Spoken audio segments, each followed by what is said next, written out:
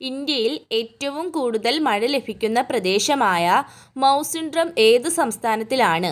Options: A Meghalaya, B Mizoram, C Assam, D Manipur. Answer A Meghalaya ആണ് ഉത്തരം.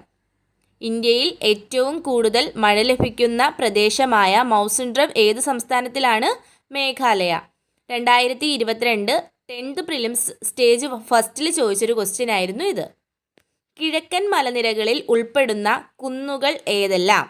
1 പത്കായി boom, 2 Jaintia കുന്നുകൾ, 3 പശ്ചിമഘട്ടം, 4 പൂർവഘട്ടം.